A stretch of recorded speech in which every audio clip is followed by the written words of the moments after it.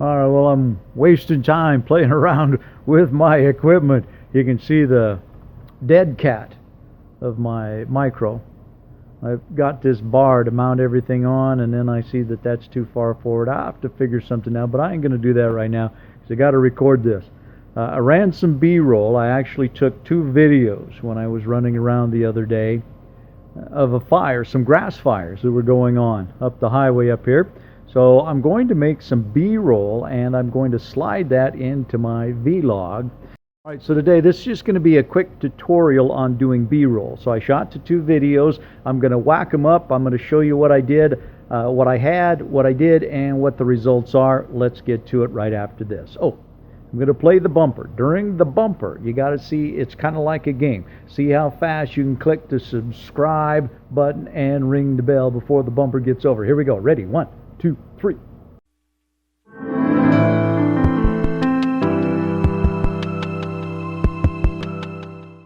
I took 2 videos of these 2 grass fires which were along the local highway today. I'm inserting them as B-roll into my daily vlog. I'll go ahead and I'll put a link right up above up here so you can check it out. As I go along on my B-roll footage, I'll find a frame that I want to use in my B-roll. Now I'll scale and I'll change the position as I go along with the B-roll in mind, as you can see right here. Now I really like this shot of the firefighter, but I had to scale a lot higher than I really would have liked. I lost a lot of the fire that's around him, and there was a great sky with clouds in the background, but in order to see him I had to zoom quite a bit because he was quite a ways off. Now this B-roll clip shows coming back into the fire with a fire truck right there. Then scaling again to get another quick shot of the fire. On most of these B-roll stills, I'll go ahead and I'll add maybe some post-production motion, and of course I'm going to shorten the clips up.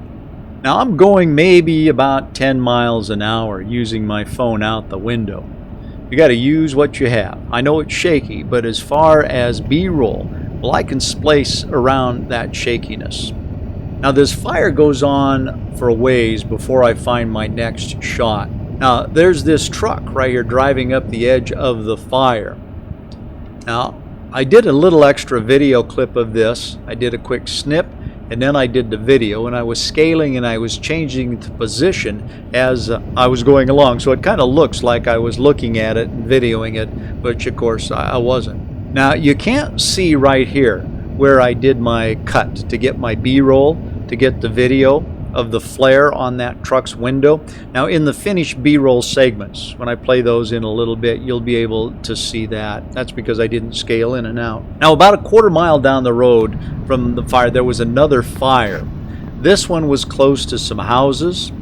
There was no fire by the houses that you could see, so I stopped the B-roll cuts on the houses. I didn't use any of those. Now if I would have been coming the other direction, I could have got a shot of the fire, the burning area, and the house also, because, well, I first drove up, I turned around, came back. In the meantime, while I was there, they closed the road, so I couldn't go back. Now the fence makes a nice change in the burnt grass B-roll. Now I did try to avoid my mirror, but I liked this truck so much, and the one right behind it, went ahead and used those cuts. I did take a still of the sign.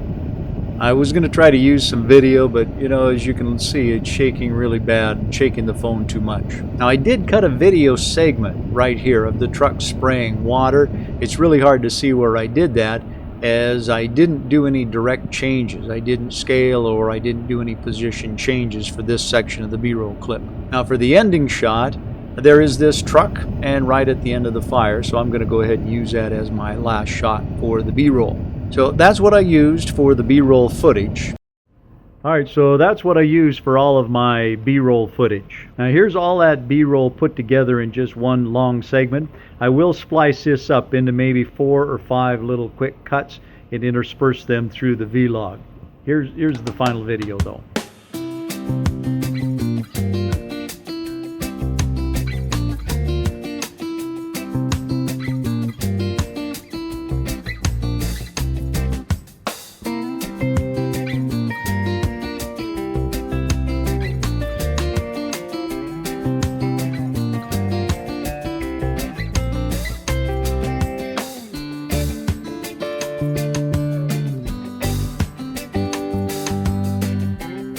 Okay, so there you have it. I've got about 30 seconds of B-roll, not counting the 1 to 2 minutes it took me to film the video in the first place. I've got about 2 hours worth of editing into the B-roll. Sometimes when you're starting out, it just seems like, it might not be worth it. But learning how to do good B-roll takes a little bit of time, so take your time, go ahead and do it. Thanks for watching my video. You guys have a great day. We're out of here.